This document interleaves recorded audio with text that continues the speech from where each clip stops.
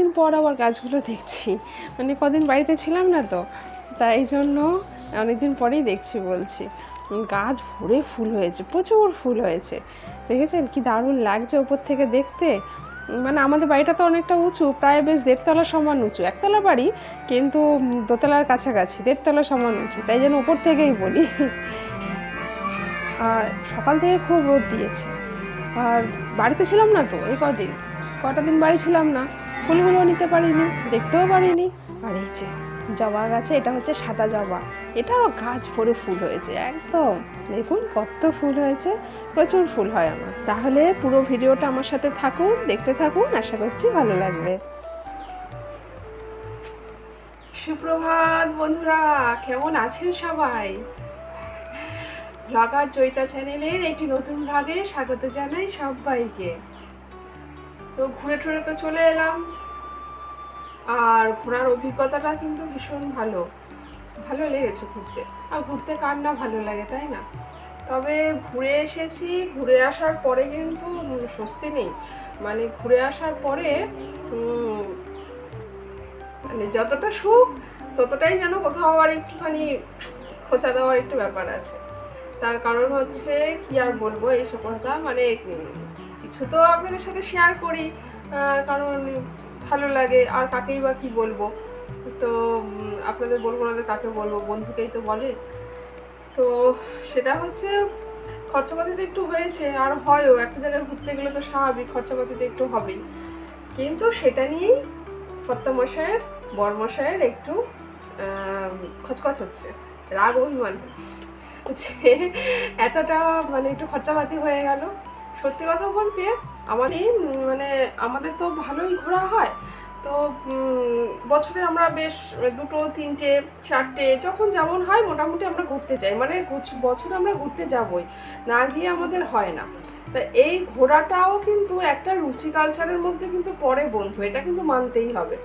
লোকের পয়সা থাকলেই যে সে ঘুরতে যাচ্ছে এমন কিন্তু নয়, আবার পয়সা নেই অথচ কিন্তু ঘোরার একটা মানসিকতা বা ঘোরার একটা রুচি কালচার কিন্তু থাকে, যে ও মনে করছে ও তো পয়সা আছে তাই ও ঘুরতে যাচ্ছে না, এটা কখনোই ঠিক নয়। মানে ঘুরতে যাওয়ার জন্য আলাদাই একটা কি বলবো, মানে একটা মানুষ সেরকম হতে হয়, ঘোরার মানুষ আলাদা রয়েছে, ঘুরতে যাওয়ার যে একটা অ্যাডভেঞ্চার সেই সব মানুষ আলাদাই রয়েছে, সে পয়সা থাক আর না থাক, যার ঘোরার ইচ্ছা হবে সে ঠিক ম্যানেজ করে চলে যাবে। সে মানে যে রাধে সে কি চুল বাঁধে না। তো যাই হোক, তো সেই ঘোরা নিয়ে তো ওই আর কি একটুখানি খরচাপাতি তো হবেই, আর যে পরিমাণ আমরা ঘোরাটোরা করি তাতে একটা মানে ছোটোখাটো একটা বাড়ি তৈরি হয়ে যাবে, এরকম একটা খরচা আমাদের হয়েই যায়, মানে এতদিনে হয়ে গেছেও আর হয়ও এরকম। সব মিলিয়ে অবশ্য হচ্ছে একবারের ঘোরার কথা বলছি না, সব মিলিয়ে ছোট বড় সব রকম ট্রিপই তো হয়। তো সেই সব নিয়ে একটুতে হাজব্যান্ডের ঘোরারও ইচ্ছা আছে, এদিকে মানিও যাচ্ছে, তো সব নিয়ে একটু তাই সবসময় হয় না, মাঝে মধ্যে একটু হয়, আর সব ঘোরা তো হয় না। যাই হোক, ও তো ম্যানেজ করে নিয়ে চলতেই হবে। তবে ঘুরে এসে মানে ভীষণ ভালো লাগছে, একটা তীর্থস্থান করে এলাম, মা কালী স্বয়ং মায়ের পুরো সামনে থেকে দর্শন করেছি, মাকে স্পর্শ করেছি, ছুঁয়েছি, এটাই অনেক বড়। আর তারপরে এখন সংসারে এসে তো সংসারের কাজকর্ম শুরু হয়ে গেছে, সেসব কাজকর্ম তো করতেই হবে। তাহলে চলো গিয়ে কাজকর্ম শুরু করে দিই। আর সকালে তো ফুলগুলো দেখালাম, আমার বাগানে ফুল হয়েছে, 2 দিন ধরে তো ফুল তোলা হয়নি, আর এখন এই গরমকালে গাছ ভরে ফুল হচ্ছে। এরপরে যখন গরম থাকবে না তখন 2টো ফুল খোঁজার জন্য ছুটতে হবে এদিক ওদিক, কোথায় ফুল আছে কোথায় ফুল আছে। তো তো যাই হোক, এবারে কাজকর্ম করতে হবে, কাজে লেগে পড়ি। আজকে সকাল থেকে স্নানটা সেরে নিয়েছি, সেটা সাক্ষাতে বলা হলো না। তো সকালবেলা স্নান টান সেরে নিয়ে ঠাকুরের বাসনগুলো সব ভালো করে মেজে নিয়েছি। এবার ঠাকুরের বাসনগুলো মেজে নেওয়ার পরে না একটু ভালো করে মুছে রাখতে হয়, যদি আমরা একটু সঙ্গে সঙ্গেই মেজে ধুয়ে যদি এরকম ভালো করে সুন্দর করে চেপে পরিষ্কার একদম মানে শুকিয়ে নিই, একদম শুকনো করে মুছে রাখি, তাহলে কিন্তু বাসনগুলো চকচক করে আর থাকেও অনেকক্ষণ, মানে এই চকচকে ভাবটা অনেকক্ষণ থাকে। না হলে দেখবেন বেশ তাড়াতাড়ি না কেমন একটা মানে তামাটে তামাটে ভাব চলে আসে, মানে আমাদের তো হয়, জানি না এখানকার জলের জন্য হতে পারে, তবে এই চকচকে ভাবটা কিন্তু থাকে না। যদিও আরও মাজা ঘষা করতে করতে আরও চকচকে হবে, কিন্তু না মুছে টুছে রাখলে তো কেমন যেন একটা তামাটে তামাটে ভাব, কালচে কালচে ভাব চলে আসে। এই যে মুছে টুছে রেখে দিলাম। আর তারপরে এই দেখুন আমার শাশুড়ি মার কাণ্ড, সকালবেলা চাটা ওনার খাওয়া হয়ে গেছে, সব কিছু খেয়ে দিয়ে উনি চলে এসেছেন ভ্রমণে, সব কিছু ঘুরে ঘুরে দেখেন। আর এই গামছাটা একটুখানি আগেকার দিনের মানুষ তো তো যথেষ্ট প্রচুর পরিমাণে চুজিবাই রয়েছে, মানে পিটপিটে ভাব, একটুখানি অন্ধ কুসংস্কার তাও আছে। যাই হোক, তো গামছাটা তাড়াতাড়ি করে নিয়ে নিল কেন জানেন? তার কারণ যদি না নিচে পড়ে যায়। হ্যাঁ, নিচে পড়ে গেলে আমাদের সবারই একটা কিন্তু ওনার এটা একটা বাতিক, নিচে পড়ে গেল কি হবে, গঙ্গা জল দিয়ে ধুতে হবে, এমনি জলে তো ধোবই, গঙ্গা জলে ধুতে হবে, তুলসী পাতা দিতে হবে, তো এই সমস্ত। যাই হোক, উনি ঘুরে ঘুরে দেখছেন। দেখুন,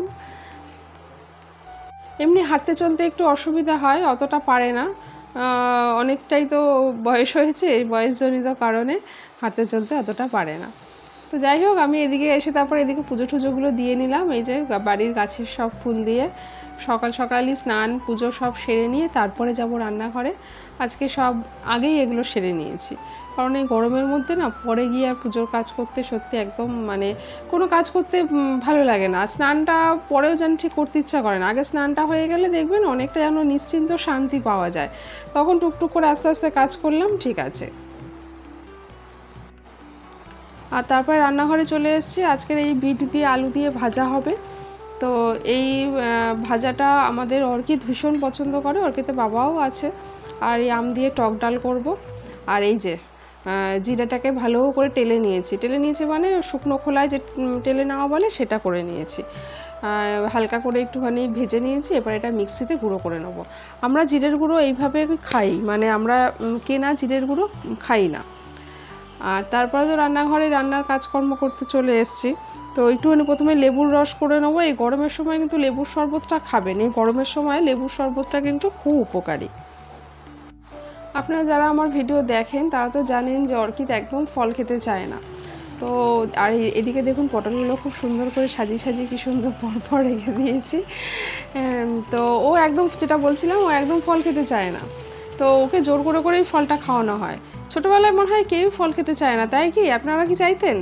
আমার যেটা মনে পড়ে, ছোটোবেলায় আমিও ফল খেতে খুব একটা চাইতাম না, তো বেশিরভাগ বাচ্চারাই মনে হয় সেটাই হয়। আর এখানে করছি কি বলুন তো, করছি হচ্ছে দই পটল। আজকে হবে দই পটল। এখানে একটুখানি চারমগজ, পোস্ত, একটু সর্ষে, কাজু, কিশমিশ এগুলো বাটা দিয়ে দিলাম। পটল আলু ভালো করে ভেজে নিয়েছিলাম, নিয়ে এগুলো দিয়ে ভালো করে নেড়ে চেড়ে কষিয়ে নিয়ে দই পটল করলাম। দইটা অবশ্যই দিতে হবে, আদা জিরে পেঁয়াজ রসুন যেমন রয়েছে, টমেটো, একটু গরম মশলা সব কিছু দিয়েই ভালো করে কষিয়ে নিয়ে, এই যে পটল আলুটাকে ভেজে নিয়েছি ভালো করে আগের থেকে, তারপর সব মশলা ভালো করে কষিয়ে নিতে হবে। ওই যে এর মধ্যে দই দিয়ে দিয়েছি। দইটাকে একটু ফেটিয়ে নিতে হবে, কিন্তু না ফেটিয়ে দিলে না কেমন মানে ছেড়ে ছেড়ে যায়, কেমন একটা যেন আঠা আঠা ডিম ডিম হয়ে থাকে। আর এই যে দই পটলের প্রায় আমার হয়ে গেছে। অর্কিতের ভীষণ ফেভারিট খাবার এটা। ওরে বাবা, দই পটল হলে ওরা কিচ্ছু চাই না, মাছও লাগবে না, ডিমটা অবশ্য হলে এর সঙ্গে খুবই ভালো হয়, কিন্তু ওর ভীষণ এটা। তারপর পনির মশলা করলেও ওর ভীষণভাবে পছন্দের খাবার।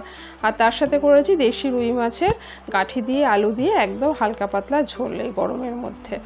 আর আজকে আর বেশি কিছু রান্না করিনি। বাবা, প্রচণ্ড হাঁপিয়ে গেছি। সকালবেলা একটু স্নানটা করে নিয়েছিলাম বলে পুজোটা দেওয়া বা অন্য কাজকর্মগুলো করতে সুবিধা হয়েছে, নাহলে এই গরমের মধ্যে প্রচণ্ড মানে ঘাম ঠাম হয়ে একাকার অবস্থা। তো যাই হোক, আজকের ভিডিও তাহলে এখানেই শেষ করব। এর সাথে সবাই ভালো থাকবেন, সুস্থ থাকবেন, আবারও দেখা হবে নেক্সট ভিডিওর সাথে। তাহলে আজকের মতো আসছি। আর হ্যাঁ, ভিডিওগুলো অবশ্যই কিন্তু শেয়ার করবেন, আর যারা নতুন আছেন তারা সাবস্ক্রাইব করে আর বেল বাটনটা প্রেস করে আমার পাশে একটু থাকবেন। ঠিক আছে, টাটা, সবাইকে অনেক ভালোবাসা, টাটা।